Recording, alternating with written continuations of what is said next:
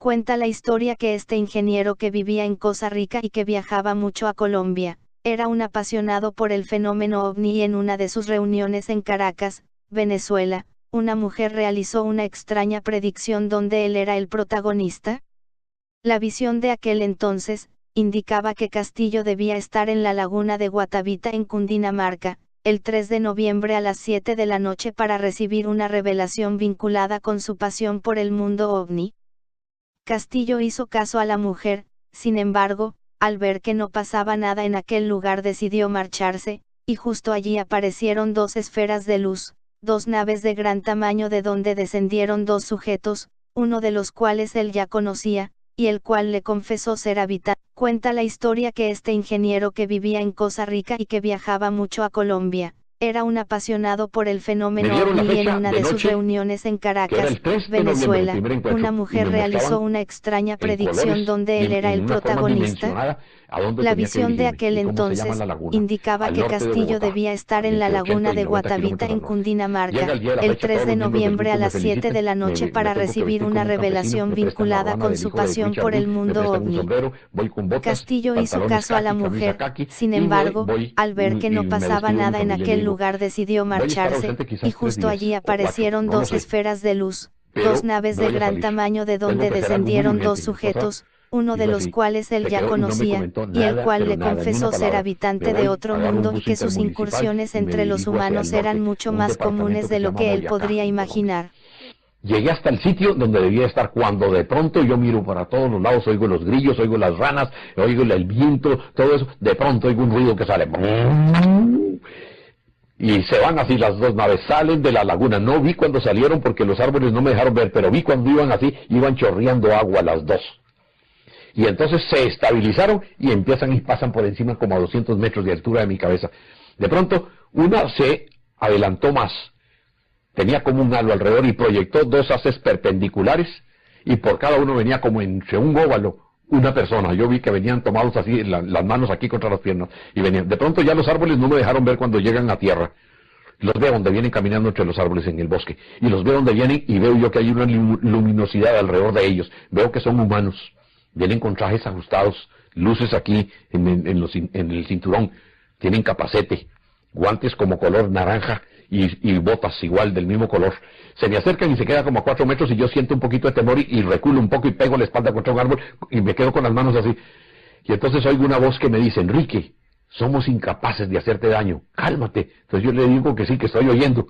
Entonces dice: me voy a acercar. Entonces uno se quedó lento, caminó, y el otro se acercó más y se quedó así como estamos nosotros, a esa distancia. Se acercó y me tocó con la mano. Y sentí una sensación de paz y seguridad en ese momento asombrosas. Entonces me dice, físicamente, ¿cómo es? Físicamente humanos, 1,80 m, 1,85 m, podían pensar en algún momento, pero 1,80 m más. ¿Mirada? La mirada no podía verle porque el capacete, pero cuando él se acercó sí le vi los ojos. Toda la luz que emanaban aquí alrededor de él, yo alcancé a ver que eran humanos. Las manos se las vi, los guantes, 5 dedos en los guantes, las botas, eran humanos. Más altos que yo, como te digo, por ahí 1,82 m, quizás 1,85 m. No vi el color del pelo ni nada porque lo tenían con un capacete. Entonces me dice: ven, te vamos a subir a bordo, no tengas temor. Entonces yo me voy detrás de él, llegamos a un claro del bosque y me dice: párate así. Y entonces veo donde viene la nave, se pone encima de mi cabeza y tira un rayo de luz, como 1 metro alrededor mío. Entonces veo yo que las piedras y las hojas y todo empiezan a saltar alrededor mío. Y de pronto me despego del piso y me quedo como a 10 centímetros del suelo y me quedo como balanceándome así. Y de pronto empieza como una absorción. Y siento donde voy como miles de alfileres en el cuerpo y en la cabeza que me pican y no puedo rascarme. Voy 20 metros, 30, 40, 50 metros y muevo nerviosamente la mano derecha y siento que la luz es sólida como tocar vidrio. ¿Y qué es eso tan raro? Cuando la pasaron, cuando la proyectaron era luz, ahora es sólida. Y voy subiendo, me dio la impresión que eso era como una especie de ascensor, ¿no? Y veo yo a los 40, 50, 60 metros, hubo un momento en que pensé, dije yo: Dios mío, si me sueltan me mato, voy a más de 60 metros de altura. Y yo veía la laguna ya entre él, ¿no?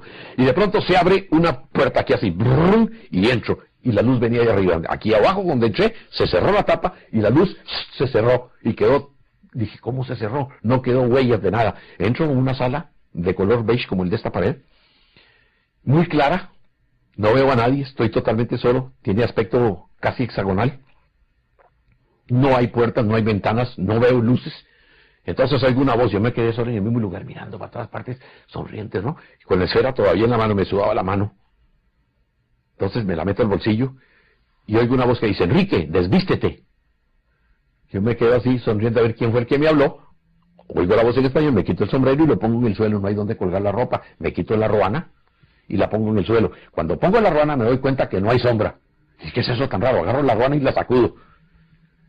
No hay sombra. Agarro el sombrero, nada, moví la pierna, no hay sombra. Y dije, ¿y ahora que caigo en cuenta de dónde sale la luz? No habían bombillos, no habían lámparas, no habían fluorescentes. Nunca pude saber de dónde venía la luz, pero estaba totalmente iluminado, claritito. Muy bien. Me piden por segunda vez, entonces me voy quitando la camisa. Por tercera y cuarta vez, a la cuarta vez yo quedé, no sabía para dónde ver, quedé totalmente desnudo. Entonces, de las partes del piso con la pared, entra un humo. De pronto, y se llena totalmente la habitación. Siento un olor como a la lima, como a limón, pero muy concentrado. De esa manera lo asocié, y se invade totalmente todo. Y de un momento a otro, se baja, a los 4, 5, 6 segundos se desaparece. Creí que me estaban matando como los nazis hacían con los judíos en las cámaras de gas. Y yo hasta ese momento no me he dado cuenta que yo estaba respirando normalmente. Hice así, tomé y vi que estaba respirando perfectamente. Entonces, oigo una voz que dice, Enrique, vístete. Y entonces empecé a vestirme rápidamente. Dejé la ruana y el sombrero en el piso porque no había de dónde colgarlas, ¿no? Y de pronto empecé a mover, me moví, no vi remaches, no vi uniones, nada, todo como si estuviera todo hecho de una sola pieza. De pronto suena algo así detrás de mí, suenan y se abre una puerta lateral, se corre así y entra uno de ellos, con el pelo amarillo hasta aquí, ojos azules, pero tipo asiático, pero ojos azules grandes, nariz recta, mentón muy perfecto, la nariz, la boca, poca comisura de los labios, no, muy salido la parte de los pómulos, pelo amarillo, la piel lindísima. Lo veo ya y me dice, bienvenido Enrique, me dice en español, bienvenido, hermano Enrique, a bordo. ¿Cómo has estado? Le dije yo, bien. Le dije, yo soy Enrique Castillo. Dice, yo soy Cyril Weiss. Le dije, sí, tú eres Cyril Weiss, yo soy Enrique Castillo. Dice, ¿no te acuerdas de mí en Caracas en el año 69, a la entrada del teatro? Le digo, Cyril Weiss, el suizo. Entonces tú eres uno de los tripulantes. Me dice, sí, entonces tú eres extraterrestre. Digo, sí, soy uno de los extraterrestres, soy uno de los tripulantes. Me quedé, asocié rápidamente que seguramente por alguna razón durante los 3 meses y 8 días que fuimos amigos, había visto alguna cualidad o alguna cosa por la cual se sucedía ahora ese encuentro 4 años después. Nunca, hasta la fecha, vale la pena hacerlo en este momento, de que nunca he podido saber por qué fue que me contactaron. Nunca lo he sabido en 25 años. Se abre y voy a un semicírculo y me están esperando 4 hombres. 2 con un traje vestido de mameluco como la Coca-Cola, como la miel quemada, y los otros como un color gris, pero sin ser brillante, un gris plomo. Se paran y me saludan, todos igualitos, uno más alto que otro, pero las mismas caras, el mismo pelo. Yo me quedé aterrado, lo único que cambiaban eran 2 tenían el color de la Coca-Cola y otros 2 el color de plomo. Vengo detrás de la mesa, del escritorio, o como se llame eso, habían 2 sillas y me ofrecen una. Entonces yo por encima de la mesa los voy a saludar, hermano, buenas noches. Entonces no me dan la mano, me hacen lo mismo todos. Y me dijo, Cyril, salúdalos igual. Entonces todos me dan la mano así. Me ofrecen que me siente, yo me siento, el asiento se bajó y quedé a la altura de la mesa. Entonces unos de ellos estaban así. El otro estaba mirándome así. Dije yo, son actitudes muy humanas, qué raro. Pensé yo que era raro para mí, yo pensé ver otra cosa. Pero no, las actitudes eran muy humanas. Y tan humanos que estaban ahí, 1,82 m, 1,85 m quizás de altura. Entonces, yo no sabía qué hacer. Entonces Cyril me dice, Enrique, pregunta lo que quieras. Yo le digo, ¿puedo preguntar? Sí. Entonces les digo, hermanos, ¿quiénes son ustedes? ¿De dónde vienen? ¿Por qué a mí? Fue lo primero que se me ocurrió, ¿por qué a mí? Entonces, entre ellos hablan así. Oí muchas S y muchas Z. Me dio la impresión que era su idioma. ¿No? Y entonces el que era comandante, el que me presenta como comandante de nombre Kramier, me dice,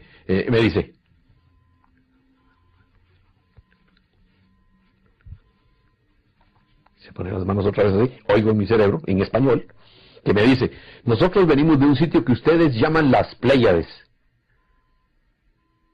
Nosotros emprendimos el vuelo hace millones de años para llegar aquí.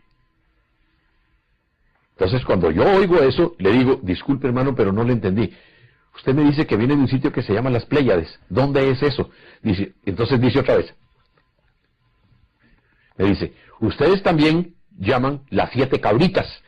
Le dije, ah, sí, eso sí, yo recuerdo que mi papá lo nombraba. Pero eso está lejísimos de aquí, ¿cómo han hecho para venir? Entonces me dice,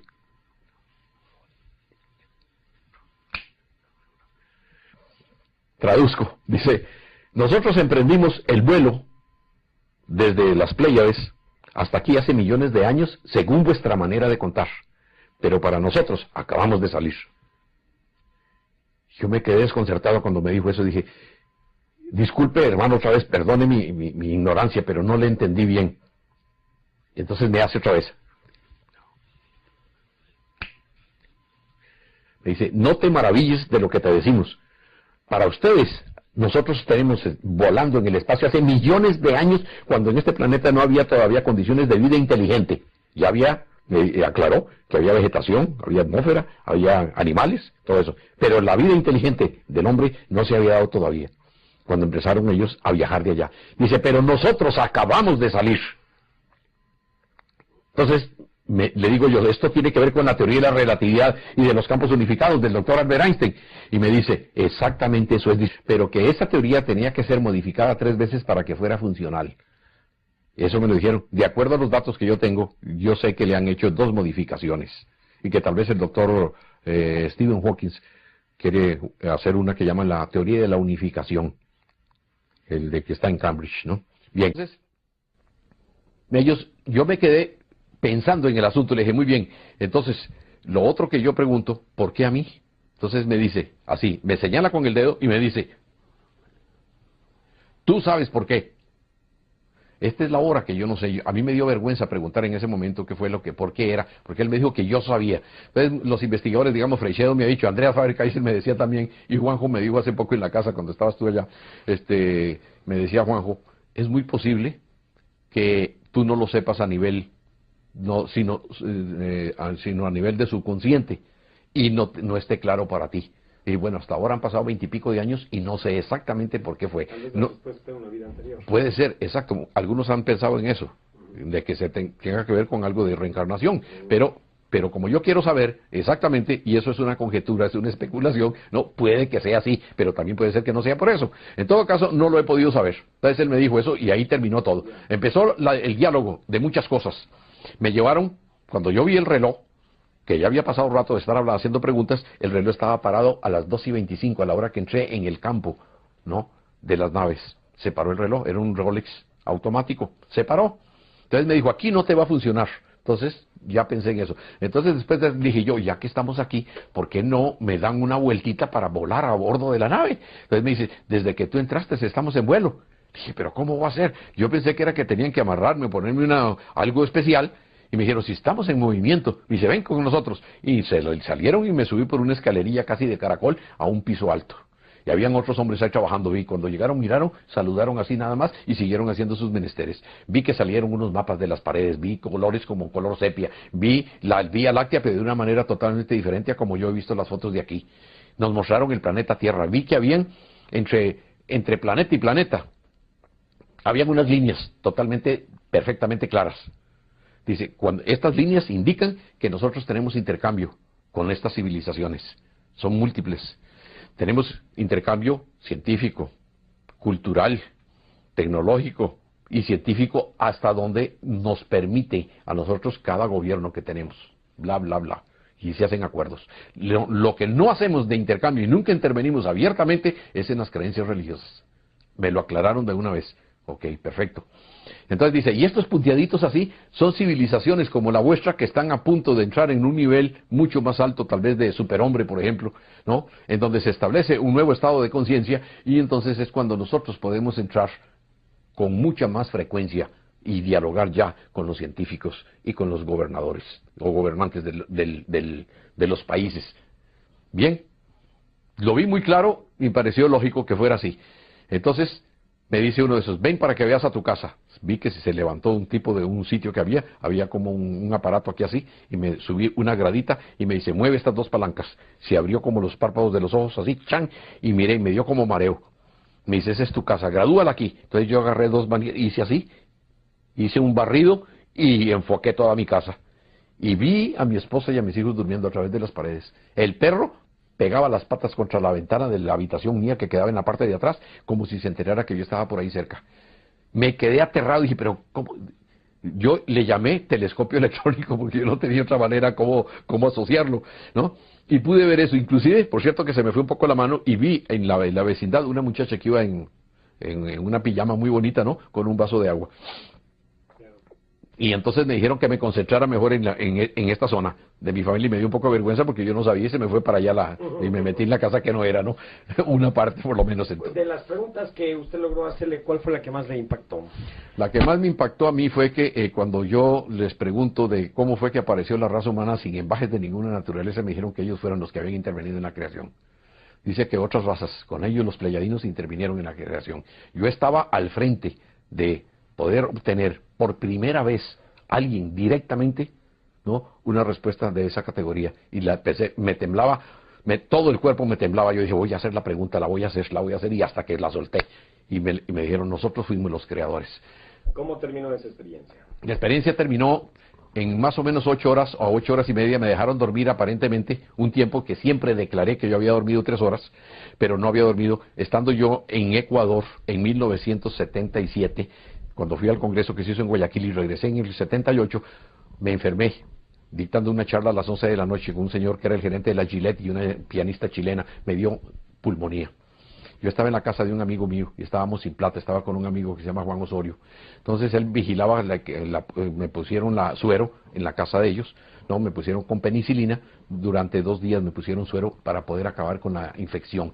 Y muy bien fue, porque yo no tenía plata. El muchacho que lo estaba haciendo era un estudiante que estaba apenas empezando su internado en el hospital. Y ellos consiguieron el suero y se consiguió la penicilina y toda esa cosa. Bien, parece ser que la penicilina obró de una manera mágica en mi cerebro, porque abrió la memoria para acordarme de que durante esas 3 horas que yo siempre había declarado que había dormido, no eran sino 10 minutos. Y que me dicen, ven Enrique, tenemos que hablar contigo. Me levantaron, psíquicamente me dieron una orden, me levantaron, donde yo estaba en una cama muy extraña, que inclusive yo siempre he pensado que la puedo patentar algún día, ¿no? Y me levantan ahí, dice, ven, tenemos que hablar contigo. Y me llevaron a una sala en donde habían varios de ellos. Y empezaron a darme una información que me quedó grabada, pero para tiempos después. Pero con la penicilina y la enfermedad se me regresó antes de tiempo. Tenía que ver con asuntos de creencias, precisamente un asunto que siempre he pensado que era un asunto sumamente espinoso y que ellos pensaban que iba a salir años después, pero sucedió por asuntos del azar, o llámalo como, no sé cómo llamar eso. Lo supe antes de tiempo, pero yo manejé muy bien la información siempre, en ese aspecto, con gente al nivel privado. Bien. Una de las cosas que más me impresionó allí fue ver la máquina, cómo viajan. Me dijeron, ven para que la veas. Y bajaron por ahí, se sonó una alarma muy extraña, bajaron, me metieron en una silla, aquí está la pared, alrededor de donde está supuestamente lo que llamaría yo el motor o la máquina de energía. Salió un visor y se me pegó aquí, y ellos a uno a cada lado. Y veo el visor y lo enfilo y veo tres diamantes como de este tamaño girando en un círculo, en esta forma de las manecillas, pero los cristales en forma inversa. Y en el centro un tubo grande que iba del piso arriba, que parecía un caleidoscopio, de muchos colores, como cristal, y giraba lentamente, y daba unos visos de unos colores, pero bellísimos. Los cristales estaban pegados en la rueda de abajo y en la de arriba, ¿no? Y giraban, y daban un color de ciertos colores aquí y otros aquí abajo, como una nubosidad que se difumaba ahí dentro. Entonces le digo yo, ¿y qué es eso? Dice, ese tubo que está ahí se llama el intérprete. Fíjate que es un aparato que está conectado a un piso de arriba, en donde hay 12 sillas, 12 tripulantes de la nave, salen en una silla que sale del piso y se agarran de las manos en forma de candado. Bajan del techo un aparato como los que usan los ciclistas, y se lo ponen aquí y se concentran. Y el aparato que está girando ahí en la mitad de las sillas toma la información, la descarga de la energía mental, llega hasta ese aparato, y el aparato lo convierte en energía de vuelo con los cristales que están abajo, los que yo estaba viendo en ese momento. Me dice, la energía mental, y ellos me hicieron la demostración para que lo viera. Se pusieron todos de esa manera y vi durante un minuto cómo era que lo hacían. Y después al ver la máquina ya se completaba la acción. Dice, eso que viste, la descarga de energía que nosotros hacemos mental, la convertimos en energía de vuelo. Por eso te dijimos al principio, acabamos de salir.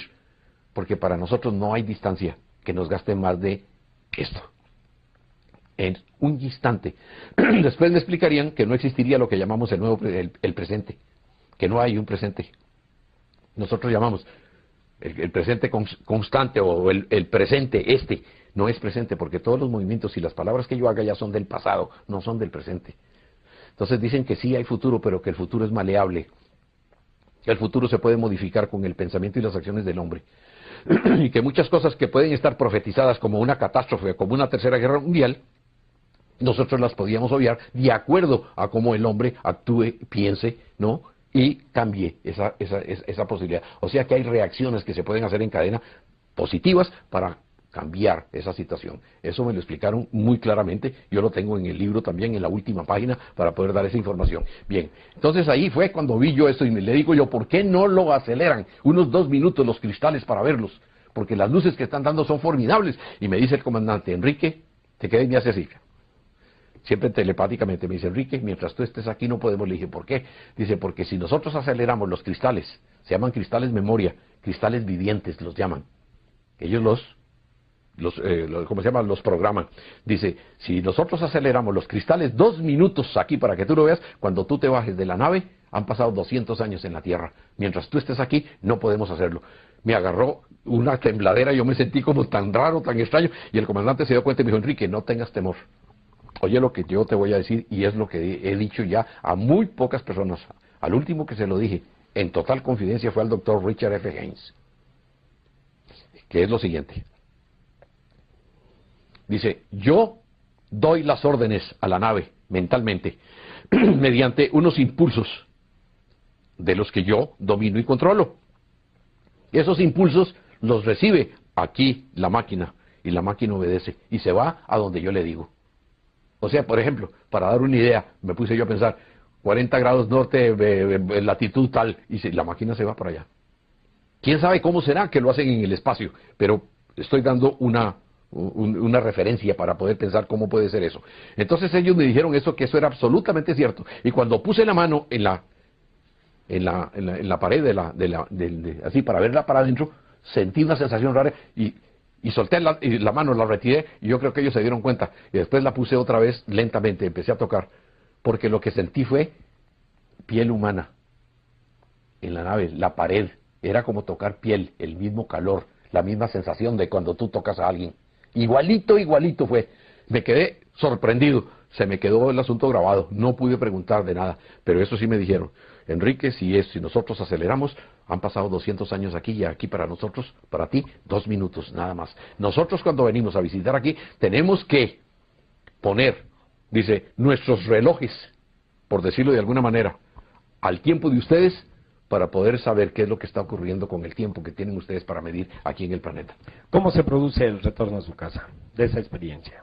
Bien, cuando ya ha pasado todo esto y estoy ya con alguna información al respecto, me dan algunos duró informes. ¿Cuánto tiempo? 8 horas a 8 horas y media. Me sueltan quizás entre las 5 y las 5 y media de la mañana. Me sueltan por el mismo lugar, bajo, en la misma forma. Agarro mi ruana y agarro mi sombrero y me dicen, hasta pronto, Enrique, volveremos a contactarte. Me han llevado antes de eso para que vea dónde va a ser el segundo encuentro dentro de 15 días. Va a ser el 18 de noviembre. Esto fue el 3 de noviembre de 1973, 8:25 de la noche.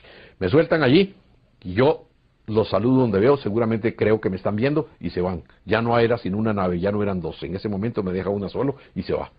Entonces yo me quedo ahí porque todavía estaba oscuro. Y entonces vi que el reloj empezó a funcionar. Entonces lo dejé quieto, no lo moví. Y calculé, como era a las 8:25 que estaba parado, yo, en el momento en que salió el sol, calculé yo que desde el momento en que me habían dejado al momento que salió el sol, había pasado más o menos 1 hora y media, algo así. Entonces yo calculé, por el momento del reloj y la salida del sol, en que yo había estado entre 8 horas y 8 horas y media a bordo de la nave. De ahí empecé a encaminarme ya, regresando. Dije, yo debía haber insistido para que me hubieran dejado la esfera, me la habían pedido. Quiero llevar una prueba de lo que pasó, no pude hacer nada de eso. me suben en un bus intermunicipal, van un poco de gente campesina, indios que huelen muy feo por otra cosa, pero yo en ese momento me parecía que olían divinamente sabroso. Estaba pensando yo en un mundo sin fronteras, en un mundo donde todos los seres humanos fuéramos hermanables, donde habría fraternidad, donde no habrían problemas por religiones ni por creencias, los sistemas políticos se acabarían, viviríamos en un éxtasis continuo. Yo pensé de todo, dije, es perfectamente válido y posible. Entonces yo salí de ahí con el alma renovada, el espíritu totalmente nuevo, con una alegría indescriptible, y desde ahí en adelante pues mi vida cambió totalmente. Después vino la separación de mi esposa conmigo, creyendo que yo estaba loco, los hijos míos también. Los amigos se me cambiaban de acera, decían, pobre Castillo, se le corrió la teja, está mal. Todas esas cosas me tocó vivirlas a mí, y gente que llegaba a decirme que yo era un charlatán, un mentiroso, un descarado. Cuando fui a Venezuela, la gente decía que yo era un colombiano vivo que quería sacarle la plata a los demás. Llegaron las primeras investigaciones, Fabio Serpa fue el primero que llegó. Después me investigó Salvador Freixedo, después Andreas Faber-Kaiser. Vino al doctor Francisco Aniceto Lugo, un sabio venezolano. Estuve con él y me hizo preguntas porque él estaba ciego ya, y duré muchas horas con él hablando y haciendo él preguntas para hacer una investigación pormenorizada. Llegó a la conclusión final con varios amigos de que el caso mío era espectacular. Dice, no conozco otro caso igual. Y con el tiempo, pues en la forma como yo me comporté y los otros 4 encuentros que fueron después, posteriormente, en menos de 3 años, y toda la información que me dieron, cuando llegaban tal vez a buscar algún charlatán o algún mentiroso, los investigadores resultaban grandes amigos míos.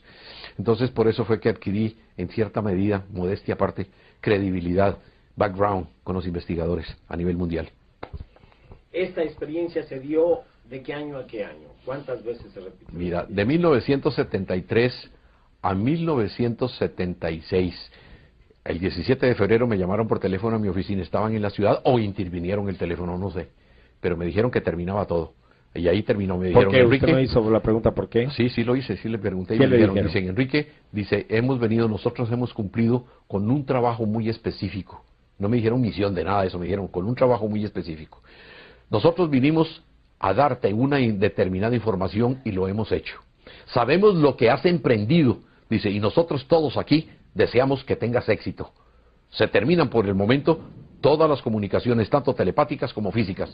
Si algún día necesitaremos de ti, sabremos dónde ubicarte. Hasta pronto, amigo. Y ahí terminó, no dijeron ni buena suerte ni nada de eso. Telefónicamente. Telefónicamente. Entonces yo me quedé temblando, me agarró una cosa rarísima, ¿no? Y casi que caigo en el fanatismo, porque yo creí que era que yo había utilizado mala información de alguna manera, porque yo tuve que empezar a cobrar mis conferencias para poder vivir, porque yo ya no tenía la empresa, yo ya no tenía formas de vivir, y me había dedicado de tiempo completo. Cuando ellos me dijeron eso, ellos sabían que yo me había dedicado exclusivamente a divulgar lo que me pasó, y que los extraterrestres están aquí en la Tierra y que no estamos solos. Eso fue lo que yo consideré mi apostolado, no fue una misión. Yo siempre he dicho y sigo diciéndolo, que yo conozco a muchos de los grandes contactados de todas las épocas y todos tienen una misión de salvar a la raza humana. Yo soy el único desgraciado, ¿no?, de los contactados, que soy un paria, porque a mí no me pusieron ninguna misión. Y yo fui el que tomé la decisión, por mi propia cuenta y riesgo, de un apostolado y contarle al mundo lo que me pasó a expensas mías, única y exclusivamente. No es mi misión. ¿Cuál es la prueba más rígida que los investigadores del fenómeno OVNI han realizado de su experiencia? Yo estoy convencido hasta esta fecha, que fue la del febrero de 1974, cuando llegaron unos miembros aparentemente, en ese momento yo no sabía quiénes eran, pero llegaron de la embajada americana con un muchacho que hablaba español e inglés y los otros hablaban muy malo el español, y me conminaron a que aceptara una invitación para ir a Washington, para poder someterme, ya que el periódico habían hecho mucho escándalo y la prensa y la televisión, y le dije que sí, que era cierto. Entonces dice, usted estaría voluntariamente, lo haría, no tenemos ningún problema. Si usted dice que no, no hay ningún problema. Le dije, no, yo quiero ir, porque mucha gente me dice que soy un farsante, tengo problemas con mi esposa. Yo no sabía que ya en abril, 2 meses después de esa experiencia en Washington, mi esposa me dejaría, nos separaríamos, pues, de común acuerdo. Voy a Washington, me someto al pentotal, suero de la verdad, detector de mentiras, o polígrafo y hipnosis regresiva de 5º grado. Creo que yo fui uno de los primeros de los del fenómeno OVNI que se sometieron a una regresión. ¿En qué año fue esto? 1974, en febrero. Nunca pude precisar exactamente la fecha, pero sé que fue para finales de febrero. ¿Esa conclusión fue oficial o no? Debe ser, porque era la manera era la única forma como yo reaccionaba. Es eso podemos hablar más o menos. No, ¿cuántos mensajes usted ha recibido hasta el momento? Estaba en lo de Washington, para que no quede cortado. Ah, sí, a ver. Sí. Ya, entonces, ¿era oficial esta investigación? La investigación para los que me llevaron a mí fue totalmente oficial, porque vi muchos miembros de la CIA, y seguramente habían del FBI también, y vi militares. Y habían 2 médicos que después el doctor Jimmy Hurtak me dijo que habían muerto en unas extrañas circunstancias. Yo no puedo decir más de él, pero él lo dijo y él lo tenía en su Biblia, el doctor Jimmy Hurtak, marcado los 2 nombres de los 2 médicos que, juntamente con una enfermera que se llama Eva Dulin, no hicieron las pruebas conmigo. Y lo más probable es que ellos sí tuvieran todos los datos. La enfermera, que no creía mucho, se reía cuando me oía hablar, después terminó convencida, después de que participó de las pruebas que me hicieron, y los resultados me dijo: don Enrique, estoy aterrada, me hablaba en español. Dice, ella era seguramente de origen, creí yo que era al principio como cubano, más bien creí al final que era puertorriqueña, por su forma de hablar. Muy bonita. ¿Cuántos mensajes le dieron estos seres? Más de 100. ¿Cómo se llama el ser? ¿Solamente con Cyril Weiss se comunicó o con otros? No, con otros también me ¿Qué nombre comuniqué. es? Uno de ellos se llamaba Orión, otro se llama Yamaruk, otro se llamaba Varos. Había uno que se llamaba Cyril Weiss, el nombre de él es Krisnamer, había otro que se llamaba Krenza.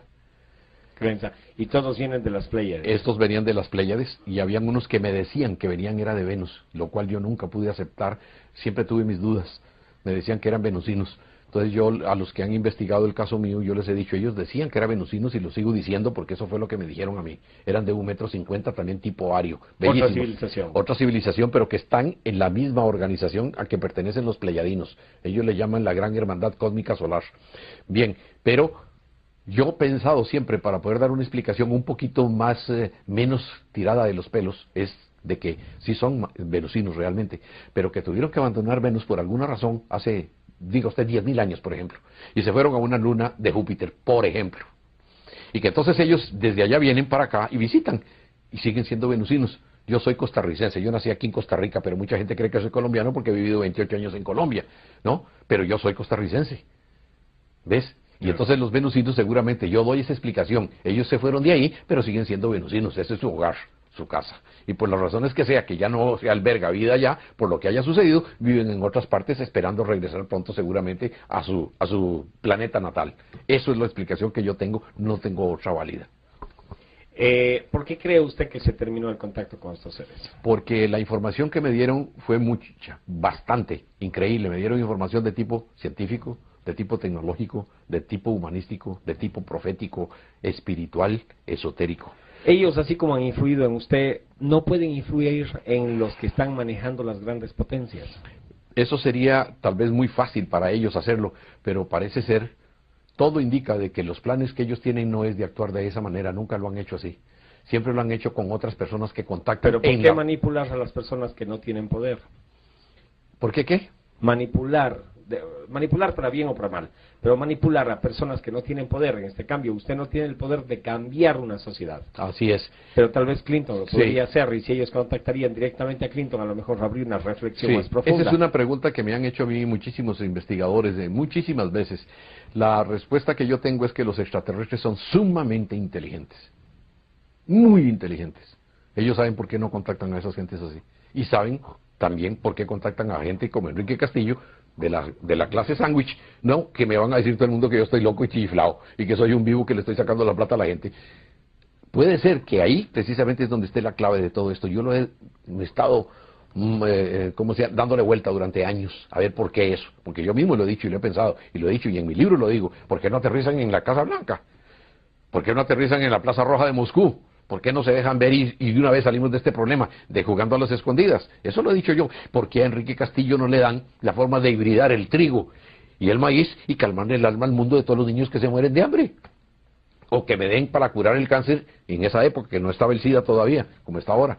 No, tal vez la solución es más sencilla. Acabas con la milicia, por ejemplo, en todo el planeta, y ya tenemos una economía fresca, por ejemplo. Eso es exactamente. Pero entonces, las respuestas ya no son extraterrestres, sino terrestres. Tenemos las respuestas, tenemos las soluciones, pero no hay quien actúe. Eso es exactamente. Bien, ahora, los extraterrestres, yo sí sé que ellos lo hacen es obedeciendo a un plan superior. que ellos tienen. Sí, ahora, ¿quiénes son los que lo manejan y quiénes son los que lo han planificado? Eso sí, lo ignoro totalmente, pero sé que todo eso obedece a un plan. Todo esto no es casual, ni el caso mío, ni el que ahora se dejen ver tanto que se han hasta descarado, porque últimamente se ven por todas partes, ¿no? Somos parte de algo. Es parte de algo, de un plan tremendo que hay, y se está avecinando la hora en que todo eso se va a aclarar, quizás en los próximos 20 años. Yo soy muy poco amigo de dar fechas, porque a mí me dieron profecías que se han ido cumpliendo y otras que no se cumplieron nunca. Y otras se cumplieron adelante y otras se cumplieron atrás. Entonces, eso me deja a mí también en muy mala situación. Yo mismo lo he visto, lo hemos discutido inclusive con los hermanos Vilches por años, lo he discutido con Freixedo, lo discutí con Andreas Faber-Kaiser hasta en mi casa, muchas veces lo hemos discutido, con JJ Benítez ahora lo estuvimos viendo hace poco, el año pasado. Entonces, todas esas cosas dejan mucho que desear, un montón de cosas, y a mí me dejan con un montón de dudas. Yo no tengo todas las respuestas. Me despego del piso y me quedo como a 10 centímetros del suelo y me quedo como balanceándome así, y de pronto empieza como una absorción, y siento donde voy como miles de alfileres en el cuerpo y en la cabeza que me pican y no puedo rascarme. Voy 20 metros, 30, 40, 50 metros, y muevo, nerviosamente la mano derecha y siento que la luz es sólida como tocar vidrio. ¿Y qué es eso tan raro? Cuando la pasaron, cuando la proyectaron era luz, ahora es sólida. Y voy subiendo, me dio la impresión que eso era como una especie de ascensor, ¿no? Y veo yo a los 40, 50, 60 metros, hubo un momento en que pensé, dije yo, Dios mío, si me sueltan me mato, voy a más de 60 metros de altura. Y yo veía la laguna ya entre él, ¿no? Y de pronto se abre una puerta aquí así, brum, y entro. Y la luz venía de arriba. Aquí abajo donde entré, se cerró la tapa y la luz se cerró y quedó. Dije, ¿cómo se cerró? No quedó huellas de nada. Entro en una sala de color beige como el de esta pared, muy clara, no veo a nadie, estoy totalmente solo, tiene aspecto casi hexagonal, no hay puertas, no hay ventanas, no veo luces. Entonces oigo una voz, yo me quedé solo en el mismo lugar mirando para todas partes, sonrientes, ¿no? Y con la esfera todavía en la mano, me sudaba la mano. Entonces me la meto al bolsillo y oigo una voz que dice, Enrique, desvístete. Yo me quedo así, sonriendo a ver quién fue el que me habló. Oigo la voz en español, me quito el sombrero y lo pongo en el suelo, no hay donde colgar la ropa. Me quito la ruana y la pongo en el suelo. Cuando pongo la ruana me doy cuenta que no hay sombra. ¿Y qué es eso tan raro? Agarro la ruana y la sacudo. No hay sombra. Agarro el sombrero, nada, moví la pierna, no hay sombra. Y dije, ¿y ahora que caigo en cuenta de dónde sale la luz? No habían bombillos, no habían lámparas, no habían fluorescentes. Nunca pude saber de dónde venía la luz, pero estaba totalmente iluminado, claritito. Muy bien. Me piden por segunda vez, entonces me voy quitando la camisa. Por tercera y cuarta vez, a la cuarta vez yo quedé, no sabía para dónde ver, quedé totalmente desnudo. Entonces, de las partes del piso con la pared, entra un humo, de pronto, y se llena totalmente la habitación. Siento un olor como a la lima, como a limón, pero muy concentrado. De esa manera lo asocié, y se invade totalmente todo. Y de un momento a otro se baja, a los 4, 5, 6 segundos se desaparece. Creí que me estaban matando como los nazis hacían con los judíos en las cámaras de gas. Y yo hasta ese momento no me he dado cuenta que yo estaba respirando normalmente. Hice así, tomé y vi que estaba respirando perfectamente. Entonces oigo una voz que dice, Enrique, vístete. Y entonces empecé a vestirme rápidamente. Dejé la ruana y el sombrero en el piso porque no había de dónde colgarlas, ¿no? Y de pronto empecé a me moví, no vi remaches, no vi uniones, nada, todo como si estuviera todo hecho de una sola pieza. De pronto suena... Cuenta la historia que este ingeniero que vivía en Costa Rica y que viajaba mucho a Colombia, era un apasionado por el fenómeno ovni y en una de sus reuniones en Caracas, Venezuela, una mujer realizó una extraña predicción donde él era el protagonista. La visión de aquel entonces, indicaba que Castillo debía estar en la laguna de Guatavita en Cundinamarca, el 3 de noviembre a las 7 de la noche para recibir una revelación vinculada con su pasión por el mundo ovni. Castillo hizo caso a la mujer, sin embargo, al ver que no pasaba nada en aquel lugar decidió marcharse, y justo allí aparecieron dos esferas de luz, dos naves de gran tamaño de donde descendieron dos sujetos, uno de los cuales él ya conocía, y el cual le confesó ser habitante. Cuenta la historia que este ingeniero que vivía en Costa Rica y que viajaba mucho a Colombia, era un apasionado por el fenómeno ovni y en una de sus reuniones en Caracas, Venezuela, una mujer realizó una extraña predicción donde él era el protagonista. La visión de aquel entonces indicaba que Castillo debía estar en la laguna de Guatavita en Cundinamarca, el 3 de noviembre a las 7 de la noche para recibir una revelación vinculada con su pasión por el mundo ovni. Castillo hizo caso a la mujer. Igual del mismo color. Se me acercan y se queda como a 4 metros y yo siento un poquito de temor y reculo un poco y pego la espalda contra un árbol y me quedo con las manos así. Y entonces oigo una voz que me dice, Enrique, somos incapaces de hacerte daño, cálmate. Entonces yo le digo que sí, que estoy oyendo. Entonces dice, me voy a acercar. Entonces uno se quedó lento, caminó, y el otro se acercó más y se quedó así como estamos nosotros, a esa distancia. Se acercó y me tocó con la mano. Y sentí una sensación de paz y seguridad en ese momento asombrosas. Entonces me dice, Físicamente, ¿cómo es? físicamente humanos, 1,80 m, 1,85 m, podían pensar en algún momento, pero 1,80 m más. Mirada. Y la mirada no podía verle porque el capacete, pero cuando él se acercó, sí le vi los ojos. Toda la luz que emanaban aquí alrededor de él, yo alcancé a ver que eran humanos. Las manos se las vi, los guantes, 5 dedos en los guantes, las botas, eran humanos. Más altos que yo, como te digo, por ahí 1,82 m, quizás 1,85 m. No vi el color del pelo ni nada porque lo tenían con un capacete. Entonces me dice, ven, te vamos a subir a bordo, no tengas temor. Entonces yo me voy detrás de él, llegamos a un claro del bosque y me dice, párate así. Y entonces veo donde viene la nave, se pone encima de mi cabeza y tira un rayo de luz, como 1 metro alrededor mío. Entonces veo yo que las piedras y las hojas y todo empiezan a saltar alrededor mío. Y de pronto... Sin embargo, al ver que no pasaba nada en aquel lugar, decidió marcharse, y justo allí aparecieron dos esferas de luz, dos naves de gran tamaño de donde descendieron dos sujetos, uno de los cuales él ya conocía, y el cual le confesó ser habitante de otro mundo y que sus incursiones entre los humanos eran mucho más comunes de lo que él podría imaginar. Llegué hasta el sitio donde debía estar cuando de pronto yo miro para todos los lados, oigo los grillos, oigo las ranas, oigo el viento, todo eso, de pronto oigo un ruido que sale. Y se van así las dos naves, salen de la laguna. No vi cuando salieron porque los árboles no me dejaron ver, pero vi cuando iban así, iban chorreando agua las dos. Y entonces se estabilizaron y empiezan y pasan por encima como a 200 metros de altura de mi cabeza. De pronto, una se adelantó más. Tenía como un halo alrededor y proyectó dos haces perpendiculares y por cada uno venía como entre un óvalo una persona. Yo vi que venían tomados así, las manos aquí contra las piernas y venían. De pronto ya los árboles no me dejaron ver cuando llegan a tierra. Los veo donde vienen caminando entre los árboles en el bosque. Y los veo donde vienen y veo yo que hay una luminosidad alrededor de ellos. Veo que son humanos. Vienen con trajes ajustados, luces aquí en el cinturón. Tienen capacete, guantes como color naranja y botas.